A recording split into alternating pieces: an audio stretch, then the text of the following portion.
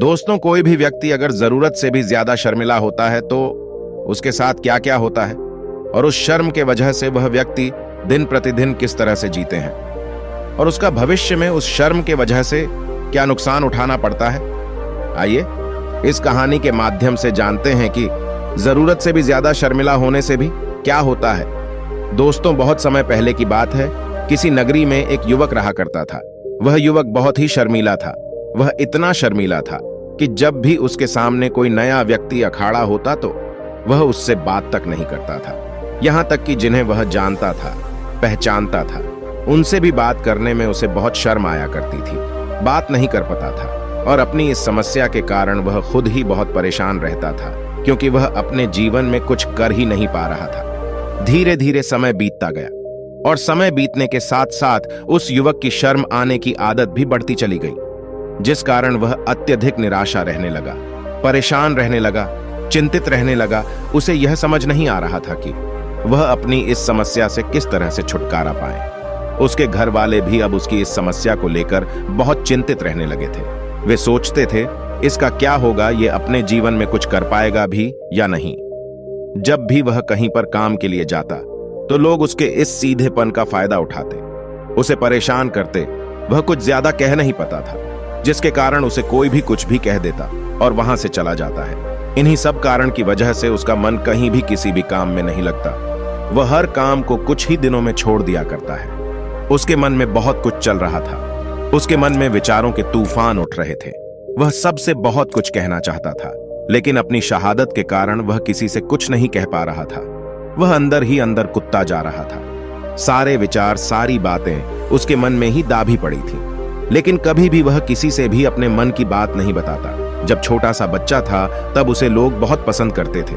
उसकी आदत को भी लोग सराहते थे, लेकिन इसी आदत की वजह से जब वह बड़ा हो गया, युवा हो गया, तो इसी आदत के कारण उसे अपना जीवन जीने में भी अत्यधिक परेशानियां उठानी पड़ रही थी और वह युवक भी अपनी इस गलती के कारण बहुत परेशान रहता था। अपनी इस एक आदत से छुटकारा पाना चाहता था। वह चाहता था कि वह लोगों से अपने मन की बात खुलकर कह पाए। वह जो कुछ करना चाहता है, जो कुछ कहना चाहता है, वह सबसे वह खुलकर कह सके, कर सके। लेकिन जब भी कोई दूसरा उसके सामने आता तो उसकी जुबान मानो खोल ही नहीं पाता था। यहां तक कि वह अपने माता पिता के सामने भी ठीक से बात नहीं कर पाता था। केवल उसके कुछ मित्र थे जिसे वह अपने मन की बात कर पाता था। जब भी वह किसी बात का जवाब देता तो लोग उसकी हंसी उड़ाते हैं, उसका मजाक बनाते हैं। लोग कहते कि आज तो तेरे मुंह में भी जुबान आ गई है। यह समस्या दिन ब दिन बढ़ती चली जा रही थी और इस समस्या के कारण अब उसके पिता भी अत्यधिक चिंतित रहने लगे थे। वह चाहते थे कि उनका बेटा भी दूसरों के सामने अपने मन की बात रख सके, लेकिन एक दिन जब अपने उस बेटे को दूसरों के सामने शर्मिंदा होता हुआ देख रहे थे, तभी उन्हें बहुत क्रोध आया और वह अपने बेटे को खरी खोटी सुनाने लगी। उन्हें इतना डांट दिया कि लड़का अत्यधिक क्रोधित हो गया और वहां से बिना कुछ कहे वह वहां से चला गया। शाम हो चुकी थी और अब तक उनका बेटा घर नहीं लौटा था। माता और पिता दोनों बड़े ही चिंतित थे। वह अपने बेटे को वापस घर पर देखना चाहते थे, लेकिन युवा लड़का तो भागते भागते पहाड़ की चोटी तक जा पहुंचा था। वह वहां से नीचे की ओर झांक रहा था और ईश्वर से कह रहा था, हे भगवान, आपने मुझे ऐसा क्यों बनाया? लोग मेरा मजाक उड़ाते हैं, लोग मेरी हंसी उड़ाते हैं। जब मैं इस दुनिया में अपने मन की बात राख ही नहीं सकता, मैं किसी से कुछ नहीं कह सकता, तो फिर मैं इस जीवन को जीकर क्या करूंगा? जब भी मैं किसी से कुछ कहने की कोशिश करता हूं तो लोग मेरा मजाक बनाते हैं, मेरी हंसी उड़ाते हैं, यहां तक कि वह मुझे कुछ भी कहकर चले जाते हैं और मैं उनका जवाब नहीं दे पाता। ऐसा जीवन रखकर मुझे क्या मिलेगा? इसलिए मैं तेरे पास आ रहा हूं। इतना कहकर जैसे ही वह कूदने की तैयारी कर रहा था कि तभी पीछे से आवाज सुनाई पड़ी, बेटा, जान देना तो बहुत आसान है, लेकिन इस जान को तुम वापस नहीं पा सकोगे। जैसे ही यह आवाज उसके कानों में पड़ी, वह पीछे मुड़कर देखने लगा। उसने जैसे ही पीछे मुड़कर देखा, उसने देखा कि एक बौद्ध भिक्षु उसके पीछे खड़े हैं। उन्हें देखकर खींच लिए और चुपचाप वहां पर खड़ा हो गया। अपनी आदत के कारण वह उनसे कुछ कह नहीं पा रहा था। तभी बौद्ध भिक्षु उसे युवक से कहते हैं, बेटा, क्या बात है? आखिर तुम यहां पर क्या कर रहे हो और तुम अपने इस जीवन को क्यों समाप्त करना चाहते हो? यह अनमोल जीवन बहुत कम लोगों को नसीब होता है और तुम्हें यह जीवन व्यर्थ लगता है। इस पर वह युवक कहता है, मैं तो बस यहां पर खड़ा होकर देख रहा था। तभी बौद्ध भिक्षु उसे युवक से कहते हैं, बेटा, मैं जानता हूं कि तुम यहां पर क्या करने आए थे। तुम मुझसे कुछ नहीं छुपा सकते, लेकिन मैं चाहता हूं कि तुम अपनी समस्या मुझे खुद बताओ, तभी मैं उसका समाधान तुम्हें बता पाऊंगा। यदि तुम चाहते हो कि कोई तुम्हारी मदद करे तो उसके लिए पहले तुम ही आगे बढ़ना होगा। यदि तुम चाहते हो कि मैं तुम्हारी समस्या का समाधान करूं तो तुम्हें मुझे अपनी समस्या बतानी होगी, वरना मैं कुछ नहीं कर सकूंगा। उन बौद्ध भिक्षुओं की यह बात सुनकर वह युवक कहता है, नहीं नहीं, मैं ठीक हूं, मैं सच कह रहा हूं। उसे युवक की यह बात सुनकर बौद्ध भिक्षु कहता है, ठीक है बेटा, यदि तुम नहीं चाहते कि मैं तुम्हारी मदद करो तो कोई बात नहीं, मैं तुम्हारी बात पर विश्वास कर लेता हूं। लेकिन तुम्हें भी मेरी एक बात पर विश्वास करना चाहिए कि मैं तुम्हारी मदद के लिए ही यहां पर आया हूं। तुम चाहो तो तुम अपनी समस्या मुझे बता सकते हो और मैं तुम्हारी इस समस्या का समाधान भी अवश्य करूंगा। इसका जवाब देते हुए युवक उन बौद्ध भिक्षु से कहता है, नहीं नहीं, मैं ठीक हूं, आप जाइए। इस पर वह बौद्ध भिक्षु उसे युवक से कहते हैं, ठीक है बेटा, यदि तुम चाहते हो कि मैं यहां से चला जाऊं तो मैं यहां से चला जाता हूं, लेकिन मेरी एक बात याद रखना, मेरे जाने के बाद मैं तुम्हारी कोई मदद नहीं कर पाऊंगा और हो सकता है कि तुम्हारी मदद के लिए कोई और आगे भी ना आए। इतना कहकर बौद्ध भिक्षु पीछे की ओर मुड़े और अपने मार्ग में आगे बढ़ने लगे। वह युवक वहीं पर खड़ा होकर यह सब देख रहा था। जैसे ही वह कुछ दूर पहुंचे, तभी उसे युवक ने जोर से आवाज लगाई, है गुरुदेव, मेरी समस्या बहुत बड़ी है, क्या आप उसका समाधान कर सकेंगे? क्या आप मुझे उसका समाधान दे सकेंगे? यह सुनकर बौद्ध भिक्षु वहीं पर खड़े हो गए। पीछे मुड़कर उन्होंने उसे युवक की बात का जवाब देते हुए कहा, बेटा, इस दुनिया में कोई भी ऐसी समस्या नहीं है जिसका कोई समाधान ना हो। यदि तुम मुझे अपनी समस्या बताओगे तो मैं उसका समाधान अवश्य करूंगा। तभी वह युवक उन बौद्ध भिक्षु से अपनी समस्या बताते हुए कहता है, गुरुवर, मेरी एक बहुत बड़ी समस्या है कि मैं शर्मिला हूं, जिस कारण मैं किसी से कोई बात नहीं कर पाता। यहां तक कि मैं अपने मन की बात भी किसी को नहीं बता पाता। जब भी मैं किसी से बात करने की कोशिश करता हूं तो लोग मेरा मजाक उड़ाते हैं, मेरी हंसी उड़ाते हैं। जब भी मुझे कोई खरी खोटी सुनाते हैं, उल्टी सीधी बातें करता है, तो मैं उनका जवाब नहीं दे पाता हूं। मैं लोगों की तरह चालाक बनना चाहता हूं, लोगों की तरह बातों का जवाब देना चाहता हूं, अपने मन की बात सुनाना चाहता हूं। मैं इस दुनिया के साथ कदम से कदम मिलाकर आगे बढ़ना चाहता हूं। क्या इसका कोई समाधान है? उस युवक की सारी बातें ध्यानपूर्वक सुनी और फिर जवाब देते हुए कहते हैं, बेटा, जरूरत से ज्यादा शर्मिला होना, इसका अर्थ यह है कि तुम्हारे अंदर कोई डर है जिसे तुम पहचान नहीं पा रहे हो, जिस कारण उसका समाधान करने में भी असमर्थ हो। शर्म करना अलग बात है और डरना अलग। जब हमारे भीतर डर होता है तब हम कहीं भी किसी से भी कोई भी बात नहीं कर सकते। हमें चारों तरफ केवल डर ही नजर आता है और हम हर जगह से डरते ही रहते हैं। लेकिन इसे शर्माना नहीं कहते। शर्म तो बस एक हद तक तुम्हें चुप रख सकता है। फिर वह बौद्ध भिक्षु उसे युवक से कहते हैं, बेटा, तुम सबसे अधिक किससे शर्माते हो? युवक इसका जवाब देते हुए कहते हैं, गुरुवार, मुझे अपने पिता से बात करने में बहुत शर्म आती है, मैं उनके सामने कुछ बोल ही नहीं पाता। तभी वह बौद्ध भिक्षु उसे युवक से कहते हैं, अच्छा, तो ये बताओ, जब तुम अपने पिता से बात कर रहे होते हो या फिर बात करने का प्रयास करते हो तो तुम्हारे मन में कैसे ख्याल आते हैं? गुरुवार, जब भी मैं अपने पिता से बात करने का प्रयास करता हूं तो मुझे ऐसा लगता है कि मानो मेरे पिता अभी मुझे डांट देंगे, मुझ पर क्रोध करेंगे, मुझे या नाराज हो जाएंगे, और कहीं ना कहीं मुझे यह भी लगता है कि मैं कुछ गलत बात ही करूंगा। यहां तक कि मेरे मन में ऐसे भी ख्याल आते हैं कि शायद मेरे पिता मुझसे प्यार ही नहीं करते। परंतु गुरुवार, आप कहते हैं कि शर्म अलग है और डरना अलग बात है, तो क्या कोई ऐसा उपाय है जिससे मुझे डर ही ना हो? क्या कोई ऐसा रास्ता है जिससे मेरे अंदर का यह डर पूरी तरह से समाप्त हो जाए? कृपा करके मुझे इस समस्या का समाधान बताइए। मुझे अपने इस डर से बाहर निकलना है। मुझे लोगों की तरह अपने इस जीवन को खुलकर जीना है। उस युवक की यह सारी बातें सुनकर बौद्ध भिक्षु उस युवक से कहते हैं, जाओ और अपने पिता से कहो कि मुझे कुछ काम करना है और उसके लिए मुझे आपसे कुछ धन चाहिए। यदि तुम उनसे धन मांगने में कामयाब हो गए तो मैं तुम्हें तुम्हारी समस्या का समाधान अवश्य बताऊंगा। युवक काफी घबरा गया। उसने उन गुरुवार से कहा, है गुरुवार, मुझे यह कार्य न दीजिए, मैं उनसे कुछ नहीं कह पाता। उनके सामने तो मेरी बोलती तक बंद हो जाती है, मैं उनसे धन भला कैसे मांगूंगा?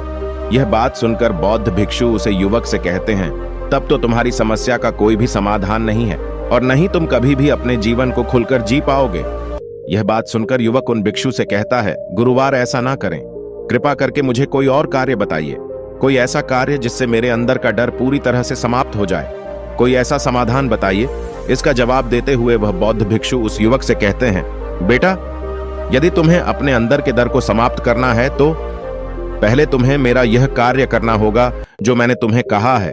वह युवक घबराकर काफी देर सोच विचार करने के बाद पूर्ण गुरुवार से कहता है, ठीक है, यदि आप चाहते हैं कि मैं इस कार्य को करूं तो मैं इसे करने का पूरा प्रयास करूंगा। इतना कहकर वह युवक अपने घर लौट जाता है। उसे देखकर उसके माता पिता बहुत खुश हो जाते हैं और वह युवक अपने पिता से डरते डरते कहता है, पिताजी, मुझे आपसे कुछ बात करनी है। इस पर उसके पिता कहते हैं, बोलो क्या बात है। युवक आगे कहता है, पिताजी, मैं कुछ काम करना चाहता हूं और उसके लिए मुझे आपसे कुछ धन चाहिए। क्या आप मुझे कुछ धन दे सकते हैं? इतना सुनकर उसे युवक के पिता ने उसकी ओर ध्यान से देखा। काफी देर देखने के बाद वह खुशी से झूम उठे और तुरंत ही उन्होंने कुछ धन अपने पुत्र के हाथों पर रख दिया और कहने लगे, बेटा, इतना धन काफी है कि तुम्हें और धन चाहिए। इसके जवाब में वह युवक अपने पिता से कहता है, नहीं पिताजी, इतना काफी है, मैं इतने से काम चला लूंगा।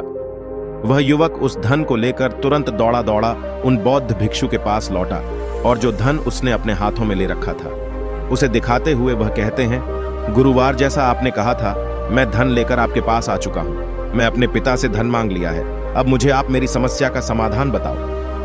तभी बौद्ध भिक्षु उसे युवक से कहते हैं, अरे इतनी जल्दी क्या है, अभी तो तुम्हें मेरे लिए एक और काम करना है, तभी मैं तुम्हें तुम्हारी समस्या का समाधान अवश्य बताऊंगा। और यदि तुम मेरे लिए इस कार्य को नहीं पूरा कर सके तो मैं तुम्हें कभी भी तुम्हारी समस्या का समाधान नहीं बताने वाला। तभी वह युवक उन बौद्ध भिक्षुओं से कहता है गुरुवार, अभी तो मैं आपके लिए काम किया है, अभी आप मुझे एक और काम करने के लिए कह रहे हैं।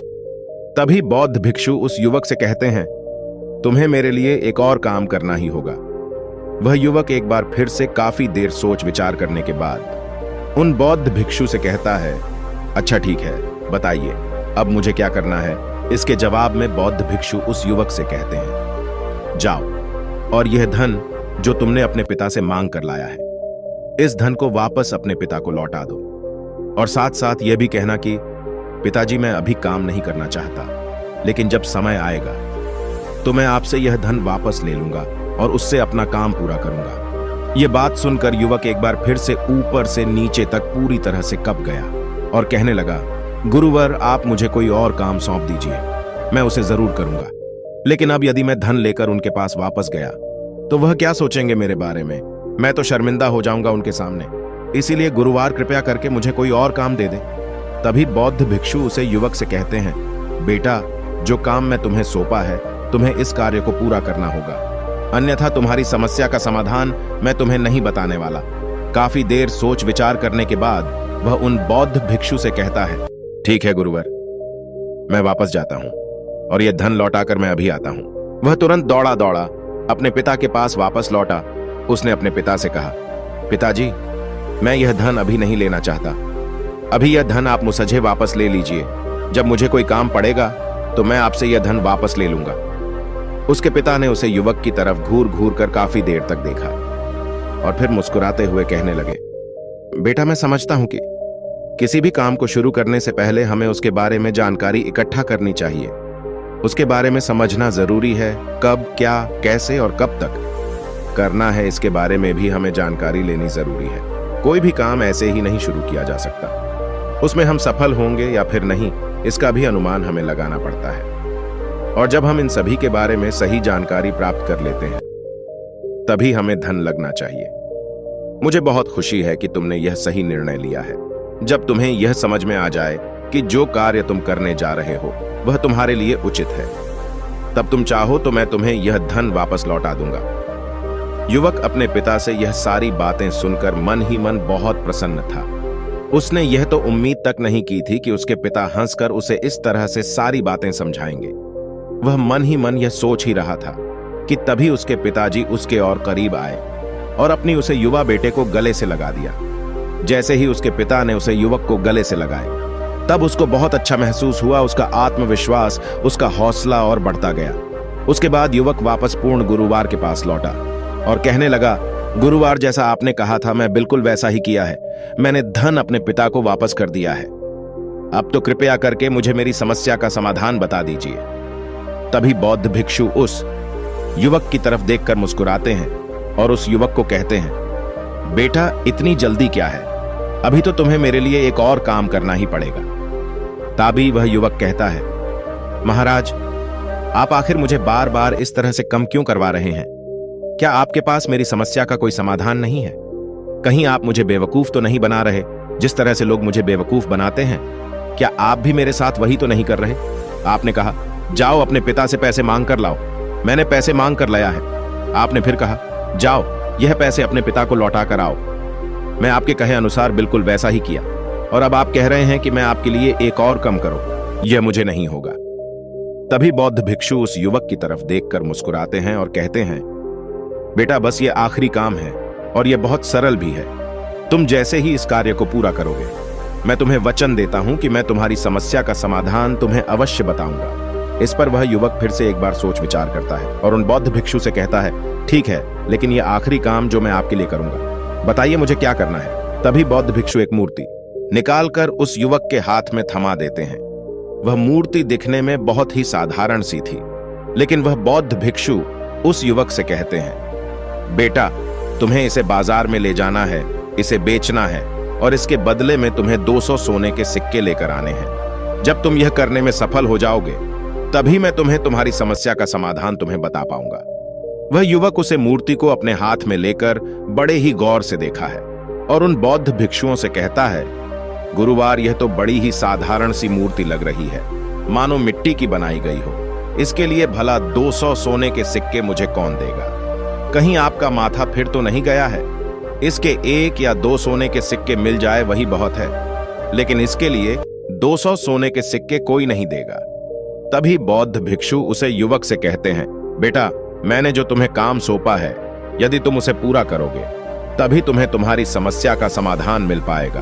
अन्यथा तुम चाहो तो अपने घर लौट सकते हो, फिर से वही अपने जीवन में जहां लोग तुम्हारा मजाक बनाते हैं, लोग तुम्हें डरते हैं, सताते हैं। मैं तुम्हें यहां अपने डर को निकालने में तुम्हारी मदद कर रहा हूं। तुम मेरे यह काम करके अपने डर को धीरे धीरे भाग पाओगे। मेरे इस काम को पूरा कर दो, तुम्हें सब समझ आ जाएगा। वह युवक उन बौद्ध भिक्षुओं की बात सुनकर मन ही मन यह विचार करता है कि मुझे तो मेरी समस्या का समाधान किसी भी हालत में चाहिए, जिस कारण वह उसे मूर्ति को उठाकर बाजार की ओर चल पड़ता है। बाजार पहुंचकर वह एक जगह चुपचाप उसे मूर्ति को लेकर खड़ा हो जाता है और इंतजार करने लगता है कि कोई आएगा और उसे मूर्ति के बारे में पूछेगा और तब वो उस मूर्ति के लिए 200 सोने के सिक्के की मांग करेगा। देखते ही देखते काफी समय बीत गया, लेकिन अभी तक उसके पास कोई भी व्यक्ति नहीं आया था। उसने आसपास देखा तो लोग चिल्ला चिल्ला कर अपने सामानों को बेच रहे थे, जोर जोर से आवाज लगा रहे थे। उसने भी सोच, यदि मुझे अपनी इस मूर्ति को बेचना है तो मुझे भी जोर जोर से आवाज लगानी होगी। उस युवक ने चिल्लाना शुरू किया। उसकी आवाज उसे खुद तक सुनाई नहीं पड़ रही थी, तो भला उसकी आवाज को दूसरे कैसे सुनते हैं, जिस कारण उसे कोई भी व्यक्ति खरीदने के लिए तैयार नहीं था। शाम का समय हो चुका था और उस व्यक्ति को यह डर था कि कहीं वह बौद्ध भिक्षु वहां से कहीं चला ना जाए, अन्यथा उसे उसकी समस्या का समाधान कौन देगा। यह सोचकर उसने जोर जोर से आवाज लगानी शुरू की, 200 सोने के सिक्के में यह मूर्ति ले लो। उसकी आवाज सुनकर लोग उसके पास आने लगे और उससे यह सवाल करने लगे कि इसमें ऐसा क्या है जो तुम इसके लिए 200 होने के सिक्कों को मांग रहे हो? इसके अंदर ऐसा कुछ तो खास होगा ही। युवक काफी देर सोच विचार कर उसे युवक से कहता है, नहीं नहीं, मुझे कुछ नहीं पता, मैं तो बस यह मूर्ति यहां पर बेचने आया हूं। तभी उसमें से एक युवक ने कहा, अगर ऐसी बात है तो इस मूर्ति को कोई नहीं खरीदने वाला। आखिर इस मूर्ति में ऐसा क्या खास है, ऐसी क्या बात है जिसके लिए तुम सोने के सिक्के की मांग कर रहे हो? उसे युवक से बातचीत की, उन्हें समझाने की कोशिश की, कई प्रयत्न किया, लेकिन कोई भी उस मूर्ति को 200 सोने के सिक्के देकर खरीदने के लिए तैयार नहीं था। वह निराश हो गया। उसे कुछ समझ नहीं आ रहा था कि वह क्या करें। तभी बाजार में उसने देखा कि कुछ लोग अपने सामानों की खासियत बता रहे हैं। उसे बेचने के लिए उसकी खास बातों के बारे में लोगों को समझ रहे हैं। यह देखकर उसने भी सोचा कि मुझे भी इस मूर्ति की कुछ खासियत लोगों को बतानी होगी। उसने फिर एक बार जोर जोर से आवाज लगानी शुरू की। समस्या का समाधान निकालने वाली मेरी गुरु की इकलौती मूर्ति, जो इस दुनिया में केवल एक ही है, जिसके पास भी यह मूर्ति होगी उसके घर में कोई समस्या नहीं होगी। यह मूर्ति उस समस्या का समाधान तुम्हें अवश्य बताएंगे। यह सुनकर लोग उसके पास पहुंचने लगे और उसे यह सवाल करने लगे, क्या सच में यह मूर्ति जिसके पास होगी उसके पास कोई समस्या नहीं होगी? क्या सच में यह सभी समस्याओं का समाधान करती है? इसका जवाब देते हुए युवक कहता है, हाँ, सभी समस्याओं का समाधान कर देती है। यदि आप इस मूर्ति को ले जाते हैं, आपके घर में कोई भी समस्या होगी तो उसका समाधान की आपको अवश्य बताएगी। चाहे कोई भी समस्या हो, कैसी भी समस्या हो, कैसी भी परिस्थिति हो, आपको इसका समाधान अवश्य मिलेगा। इतना सुनने के बाद अब वही एक मूर्ति सबको चाहिए थी।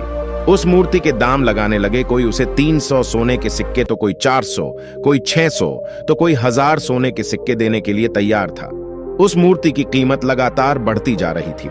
जैसे जैसे लोगों को पता चला जा रहा था कि यह मूर्ति लोगों की समस्या का समाधान करती है, लोग उसे किसी भी कीमत पर खरीदने के लिए तैयार हो गए थे। अब वह युवक की आत्मविश्वास के साथ और जोर से चिल्ला रहा था। लोगों को उसे मूर्ति के बारे में समझ रहा था, बता रहा था। अब उसके मन में कोई डर नहीं था। वह लोगों को उसे मूर्ति के बारे में पूरे आत्मविश्वास के साथ बिना घबराए उसे मूर्ति की खासियत बताने में लगा हुआ था, जिस कारण लोग उसे पर भरोसा कर रहे थे और वह भरोसा लोगों की नजरों में नजर भी आ रहा था। जैसे जैसे अंधेरा होता गया, लेकिन लोगों की भीड़ मानो कम होने का नाम ही नहीं ले रही थी। लोग उसे मूर्ति को खरीदना चाहते थे। उसे युवक ने जोर से आवाज लगाई कि मुझे क्षमा करें, यह मेरे गुरु की मूर्ति है और मैं इसे बेचना नहीं चाहता। इतना कहकर वह युवक उसे मूर्ति को लेकर वापस खाली हाथ लौट आया और उन गुरुवार के पास पहुंचा और उन गुरुवार से कहने लगा, है गुरुदेव, आपका बहुत बहुत धन्यवाद। इस मूर्ति ने मेरी समस्या का समाधान कर दिया। मुझे समझ में आ गया कि मेरी क्या समस्या थी। हालांकि मैं इसे बेचकर सोने के सिक्के तो आपके लिए नहीं ला पाया, लेकिन मुझे मेरी समस्या का समाधान अवश्य मिल गया। आपका बहुत बहुत धन्यवाद। इस बात को सुनकर बौद्ध भिक्षु उसे युवक से कहते हैं, बेटा, मैं तुम्हारी समस्या का समाधान नहीं किया है, तुमने तो खुद ही अपनी समस्या का समाधान किया। अपनी समस्या तुमने खुद ही सुलझाई है। तुम्हारे मन में हजारों सवाल थे। मैं यह करूंगा तो लोग क्या कहेंगे, मेरे बारे में क्या सोचेंगे? यदि मैं अपना मुंह खोलेंगे तो लोग मेरे पर हंसेंगे। यदि मैं मुंह खोला तो मैं कुछ गलत ही करूंगा। ऐसे कई सारे विचार तुम्हारे मन में थे। ऐसे कई सारे दर्द तुमने अपने मन में पाल रखे थे। लेकिन जब इस मूर्ति के बेचने के दौरान तुमने उन हजारों लोगों का सामना किया, उनके सामने खुलकर अपनी बात रखी, उनके सामने कहा जो तुम्हें कहना था, तो तुम्हारा मन का जो डर था वो खुद समाप्त हो गया। जिसे तुम शर्माना कहते थे वह अपने आप ही तुम्हारे मन के अंदर से गायब हो गया। उस युवक अपने गुरु की यह बात सुनकर अपने गुरुवार से कहता है, गुरुवार, आप सही कहते हैं। आपने आज मेरे मन में वह विश्वास जगा दिया है जिसे मैं अब अपने जीवन में कुछ भी हासिल कर सकता हूं। आपका बहुत बहुत धन्यवाद। डर को धीरे धीरे खत्म करने से ना ही आपको शर्म आएगी और ना ही डर लगेगा। और जब आपके भीतर का डर हमेशा के लिए समाप्त हो जाएगा तो आप अपने जीवन में जो भी कुछ करना चाहते हैं, जो भी कुछ पाना चाहते हैं, उसका रास्ता आपके लिए पूरी तरह से साफ हो जाएगा और आप अपने मार्ग पर तेजी से आगे की ओर बढ़ने में सक्षम भी हो जाएंगे। इसलिए लोग क्या कहते हैं, क्या कहेंगे, यह सब छोड़ दीजिए और खुद पर विश्वास कीजिए, क्योंकि आप ही हैं जो अपने इस डर का सामना कर सकते हैं। अगर आप किसी ऐसे व्यक्ति को जानते हैं जो हर वक्त शर्म आता है या अपनी बात खुलकर लोगों के सामने नहीं रख पाता, तो ये वीडियो उनके साथ शेयर करना ना भूलें। दोस्तों, उम्मीद है कि आपने आज के इस वीडियो से जरूर कुछ ना कुछ सीखा होगा। वीडियो देखने के लिए बहुत बहुत धन्यवाद।